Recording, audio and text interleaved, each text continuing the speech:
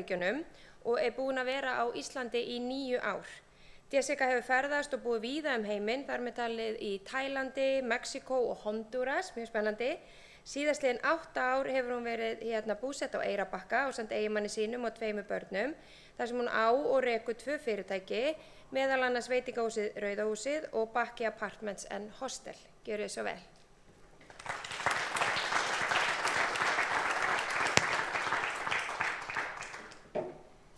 Velkomin, Jessie. Ég bara hvet ykkur einmitt að nýta Slido líka. Ég held að sé búin að mastera hvernig við sjáum spurningana live. En hvernig stendur það því að þú ert komin hérna til Íslands og rekur 2 fyrirtæki á Eyrarbakka? Já, það spennandi saga sem ég þarf að stytta bara til að hafa tíma til að útskýra. En í stuttu máli fór ég til Thailands að læra að vera köfunarkennari og þar í Tælandi kynnti ég Íslanding og ég vissi ekkert Ísland, hafði ekkert plan að koma hingað, ekki einu sinni í heimsókn. Ég vissi ekkert Ísland. Ég lærði í grunnskóla að það væri ís í Grænlandi og Ísland væri grænt. Allt og sumt. Og síðan þessi maður, Jóhann, hann eyddi næsta 2,5 ár á meðan við vorum að ferðast saman og kenna köfun í Tælandi, Mexíkó og Honduras. Sannfærði mig að Ísland var besta land í heimi og við áttum að flytja hingað og í stuttu máli gerðum við það fyrir 9 árum. Við flyttum í ágúst 2012 til Íslands og giftum okkur á veitingahúsi Rauða húsinu fyrst hann innfæddur erbyggingur og það kom ekkert annað til greina en að gifta sig á Íslandi í Eyrarbakka kirkju og halda veislu á Rauða húsinu á Eyrarbakka. En það var fyrsta reynslan mín við að koma á Rauða húsið og vera á Eyrarbakka. Við bjuggum fyrsta ári í Kópavogi. Ég var að læra þar íslensku á Háskóla Íslands, íslensku sem annað tungumál. Og það kom upp þá tækifæri 1,5 ári síðar í janúar 2014 að kaupa Rauða húsið og ég sagði bara já, það hljómar bara mjög spennandi. Ég hafði ekki hugmynd hvað ég ætlaði að gera annars. Svo já, við fórum út í þetta og eftir smá tíma við vorum bara að velta fyrir okkur, það vantar gisting á Eyrarbakka. Það eru allir að koma bara að borða og kannski heimsækja safnið og síðan bara fara. En Eyrarbakki svo frábær og fallegur staður. Það bara pottet fullt af fólki sem kunna metta þetta og bara vilja koma hingað í heimsókn. Svo við ákveðum að kaupa gamla frystihúsi á Eyrarbakka og breyta þetta í hótel og farfuglaheimili. Þannig að þið hafi verið í svona nýsköpun líka einmitt. Já.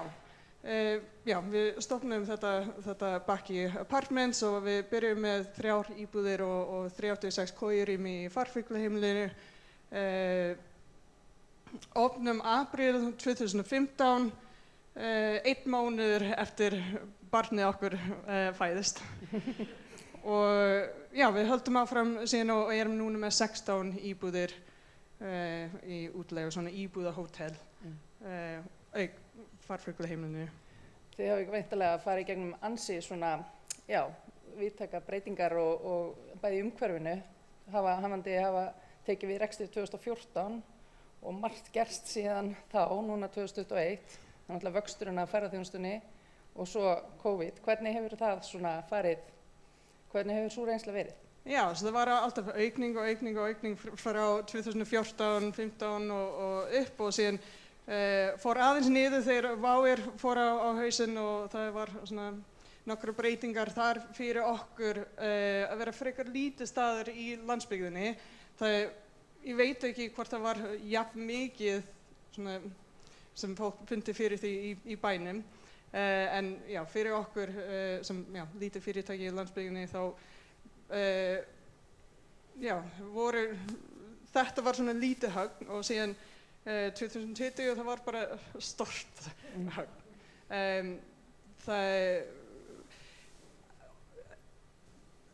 í bankunum og háskólanum og allt þetta, það hægt að gera eitthvað rafrænt og halda áfram. En það alveg staðbundið þegar þú með veitingahús og gistiheimili, við erum bara alveg háð að fólk kæmi til okkar og sé á ferðinni. Og ef fólk ekki á ferðinni, þá bara ekkert að gera. Og svo við þurftum að loka alveg í nokkra mánuði bara, og það ákveðin styrkur ekki að vera lítið og geta gripið til og bara ákveða hratt og gera eitthvað, af því að við þurftum að bregðast við og loka alveg á meðan það voru engar viðskiptavinir og síðan fara af stað leið að fólk var tilbúið að ferðast aftur og síðan hætta aftur og fara af stað aftur. Og vandamálið í júni og sumarið í fyrra var ekki nákvæmlega sama og núna. Fyrst í fyrra það var aukning í sumar, en þá leið að ágúst var búið þá Íslendingar voru búnir í sumarfrí og það voru hertar aðgerðir í landamærunum og túristar bara hættu að koma. Þegar þau þurftu að fara í sóttkví, þá þurftum að minnka opnunartímar á veitingahúsinu og bara einbeita okkur á Íslendingum. En í gistingu það var aðeins öðruvísi fyrst við erum með íbúðagistingu að fólk byrjuðu að koma til okkar í sóttkví.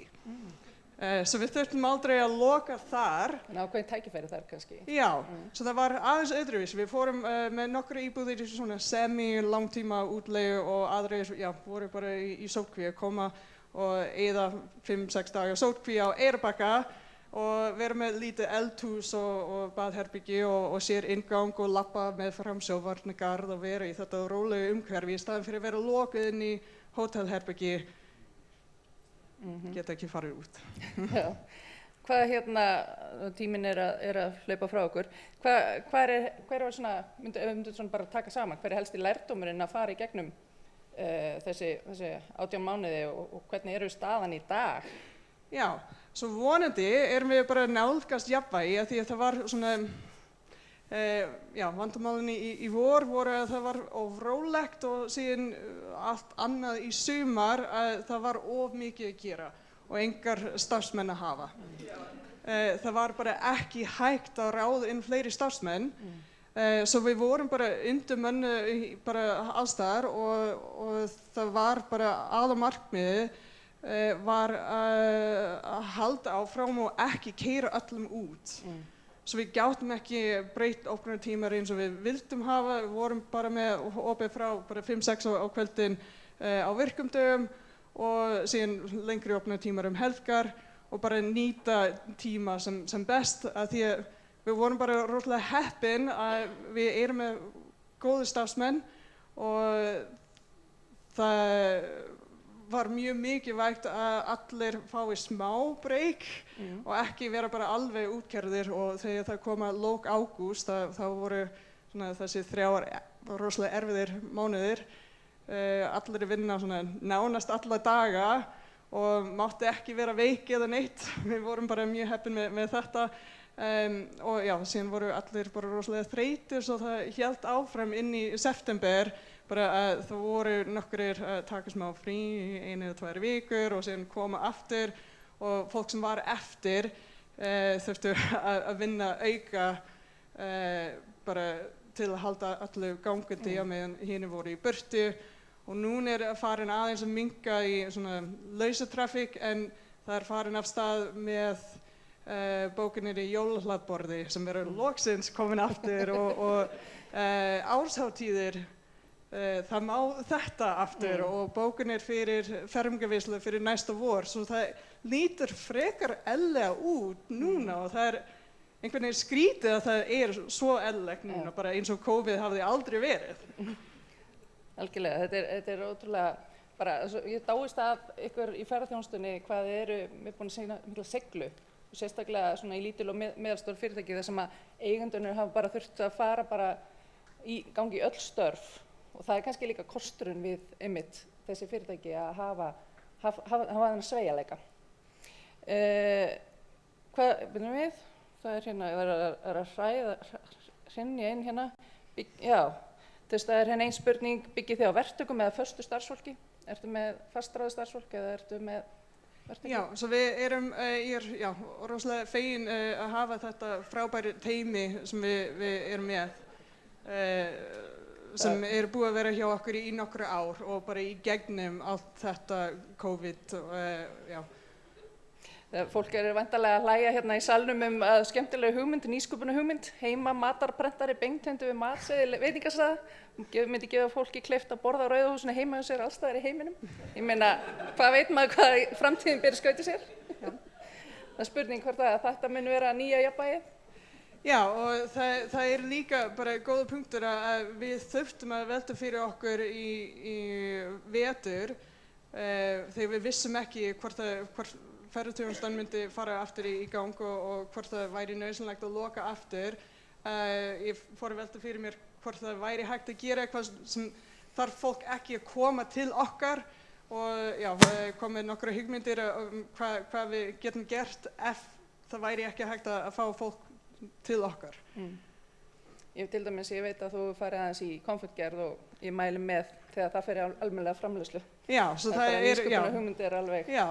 er komið á hold eða var sett á hold í sumar á meðan ég var bara mjög mikið í veitingasalnum, bara bretta upp ermar og bara hjálpa til. En já, það vonandi fer í gang aftur bara núna.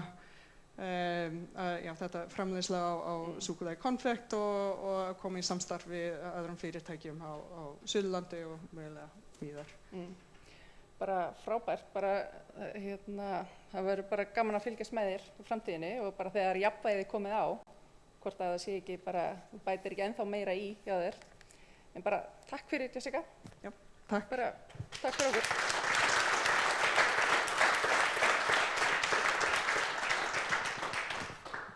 Þá förum við að ljúka þessu. Takk fyrir virkilega skemmtilegt erindi. Gaman að heyra þína sögu og bara það kom nú fram í slædóinu og mig langar að taka bara fyrir hönd allar af íslenska, þín alveg til fyrirmyndar og eftir ekki lengri tíma þetta, þannig að bara hrósa þér fyrir það. Mér langar aðeins að draga þetta saman, það sem við erum búin að fjalla í dag áður en að við kveðjumst og allavega svona eins og þetta snýr að mér, nýtt jafnvægi, svona það sem stendur upp úr að geta lært og kennt hvar, hvenar og hvernig sem hverjum og einum hentar. Það snýst líka að verkefnamiðað vinnurými gerir starfsfólki kleift að vinna hvar, hvenar og hvernig sem þeim hentar og það engin ríkislausn í innleiðingu á þessari aðferðafræði. Að það sé mikilvægt að sofa og hugleiða og vera út í náttúrunni til þess að efla sköpunarkraftin í okkur, að jafnvægispunkturinn alltaf að færast til og svo að lokum að aðlaga sig að aðstæðunum og að gera eins vel og hægt og það stendur eiginlega svolítið upp úr eftir síðasta fyrirlestur að huga að heilsu og veljan starfsmanna, ekki bara að nú bara allt koma á fullt og við keyrum þetta bara allt í gang og svo hrynja bara allir með haustinu. Þannig að þetta svona það sem stendur upp úr fyrir mér eftir daginn í dag. Mér langar að þakka fyrirlesurunum fyrir að taka þennan tíma og fyrir frábæra ráðstefnu, stjórnendum stjórnvísi fyrir að skipuleggja þetta. Þetta mikið batteri í tæknimálinn og koma upp með þema og finna fyrirlesara og síðast en ekki síst að þakka líka styrktaraðilunum sem gera þetta kleift. Þannig að mér langar bara, ef við klöppum bara fyrir frábæri haustráðstefnu stjórnvísi.